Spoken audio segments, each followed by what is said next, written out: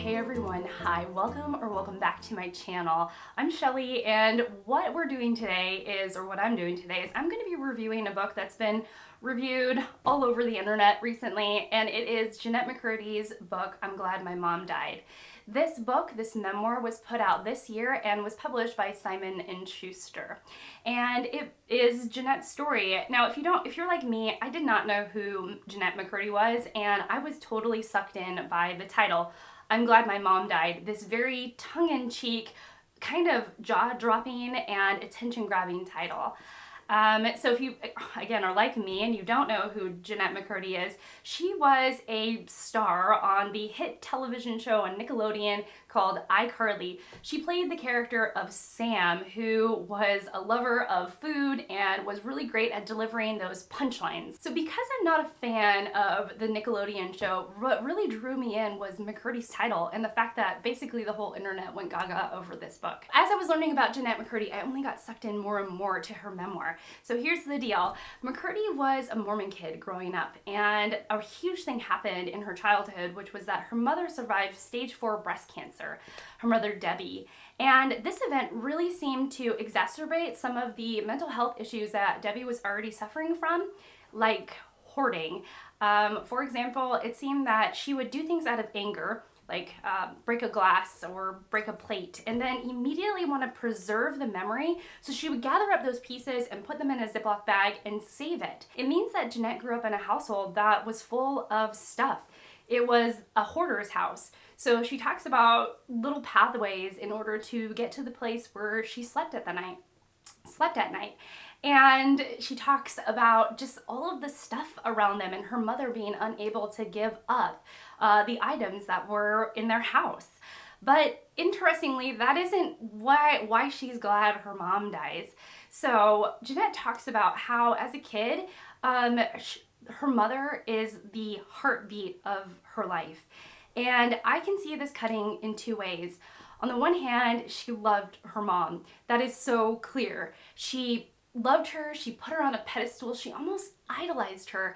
And it seemed that because, and I've heard this happen before from psychologists, if you follow the psychologist Esther Perel, who is an author, and she has a podcast called Where Should We Begin, she talks about this thing in childhood where when the parent suffers, when the parent has mental health issues, and is very sad or is very angry, then what the child can do is the child can start acting perfect, happy, in order to please the parent, in order to manage the parent's emotions. Now, this is a lot to put on a kid. It's something that really ought not to happen in healthy, loving parental relationships. But as the title of the book might mention, they didn't quite have the healthiest relationship, and that is the understatement of the year. So Jeanette describes her mother as getting really angry, her mother getting very volatile, and even before Jeanette became an actress, she was already acting because she would try and manage her mother's emotions by distracting her or performing in a way, whether it be a performative act of being happy or being content or doing something that Jeanette didn't want to do, but her mother did want her to do. And that's really the relationship that Jeanette ended up having with acting. Acting was something that her mother wanted her to do. Debbie seemed to have this acting dream when she was younger and seemed to have this regret hanging over her that she never became an actress herself. And so what did she do? She pushed her daughter into acting. And Jeanette is very clear that acting did not bring her joy. This was not her lifelong journey. This is not her aspiration. Her aspiration was not to be famous. And yet she continued to do it because it was a thing that would make her mother happy. And of course, this led to a lot of problems later on, like Jeanette's own obsessive compulsive behaviors, and a really, really atrocious eating disorder that her mother supported. If you think I'm at all spoiling this book, believe me, this is not any spoilers. The book has so much to talk about with Jeanette and her mother and the way that Jeanette felt about her mother and the way that their family was organized basically around Debbie's mental health issues. And so these are really not spoilers, and the book is absolutely fascinating. However, I will say that there has been a lot of critiques about McCurdy's book being unsafe for public audiences, that the book is triggering, and it could be triggering for those who are currently in the depths or in the actively engaged in eating disorder behaviors. And I will say that that is true. So if you are someone that is really triggered by weight, numbers, talking about food behavior and food habits, just know that even in the prologue of the book, the very, very beginning of the book, she talks about how much she weighs. And of course, this is in some ways problematic, and though I understand why she did it, I can also understand the critiques that it could be very triggering, especially if you are still grappling with eating disorder behaviors or numbers on a scale, or eating behavior habits are really triggering for you. So please know that going in.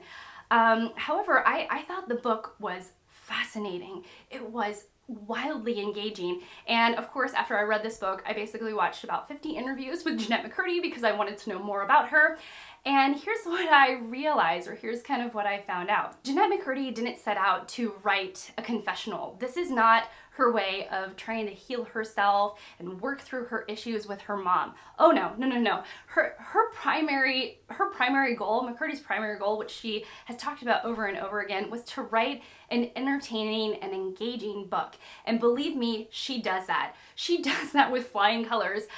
She actually says that she was quite inspired by The Liars Club by Miranda Karr, I believe. I'll correct myself or put the title up if I'm wrong. And I really related this to The Glass Castle by Jeanette Walls. So if you are somebody who really likes those kind of gripping memoirs that are kind of funny and a bit sardonic, and you're okay with the topic that she discusses, mostly her issues with food and eating and her relationship with her mother, then I think that this is it just does this so well. I was so engaged. And even Jeanette talks about how every vignette, every little story, because every chapter is like a little story, that she wanted it to be entertaining and engaging and to feed into this theme of why she's glad her mom died. She's also very aware that this is a clickbaity title. This is an attention-grabbing title. I'm glad my mom died. But her hope is that by the time the reader finishes the book, that the reader will walk away with an understanding of why she's glad her mom died. And I think she does that incredibly well. Here's the other thing about McCurdy's memoir that I thought was really interesting. I saw some interviews of fans of iCarly. Like, the interviewers were kids that grew up watching Jeanette as Sam, the chicken-loving actress that was so great at delivering those sort of quirky punchlines. And what's interesting is that I think for them, for those readers, it is like pulling the curtain back and realizing that your favorite childhood star actually didn't want to be a childhood star. And there is some disappointment in that. There's also a little bit about Nickelodeon and the kind of grimy underside of that network and working for that network. And if you were looking to see that network exposed, you'll be disappointed, because she only talks about it in the context of her own story and her relationship with her mother. And also, I think for those readers that were coming to it being like, Jennette Mccurdy, and I'm going to learn more about Nickelodeon and what a great network it is, it's not that. It's somewhere in the middle. She talks about her struggles with the network, and she also talks about the good times with the network, but she doesn't do it where she's exposing all, and she also does it in a way where she's very clear that she was really, really unhappy doing the work that she was doing on iCarly, even though it led her to other things that were positive in her life, even though it led her to friendships that she loved. There was still this kind of ickiness that had to do with being a child actress and having others be obsessed with her. Some of the things that I thought Jennette Mccurdy did really well and that I was really appreciative of is that she talks about the household as a child, kind of from that perspective, which I really don't like a child's voice, but she would talk about how the room felt like a held breath waiting for her mother's outburst. And it's like, I know what that is. And as a child, you get a sense of that, but you don't understand and you don't contextualize that until you are older. And you start to figure out why everybody had this tenuous relationship in the household with one another. Jennette Mccurdy definitely accomplishes what she sets out to do. She wrote an incredibly engaging memoir. And even though there is this quite tongue-in-cheek title to it, I'm Glad My Mom Died, she was able to achieve what she wanted for the reader as well. So even though I was like, well, I don't know about this girl, she's glad her mom died. And then at the end of it, I was like, oh, I get it. I see you, Jeanette, and I can feel what you're feeling. And I appreciate that. And I thought some of the best parts of the memoir was her navigating, her recontextualizing her life with her mom, and coming to, instead of a place where you're so confused and tied up, or at least she was so confused, angry, frustrated, mad, missing her mom, and having all of these emotions that are all knotted up inside of her, that she's able to kind of parse them out and come to a place of peace. So on the one hand, she can say, I am so sad and I miss my mom. But my mom was also an abusive woman, and I'm glad she died. Which, again, is kind of, you know, a bit like, it gets me kind of like, oh my gosh, it's hard to say. It's hard to say. But yeah, I just thought it was such a fascinating memoir. So if I've piqued your interest at all, I'm glad. Let me know if you have read this, if you've picked it up, if you are somebody who's fed into the hype like I have and just like it's like I had to know what this book was about. Yeah, then let me know that as well. And yeah, so that's it for me. Thank you so much for watching. Thank you so much for being here, and I will see you all in my next one. Bye guys.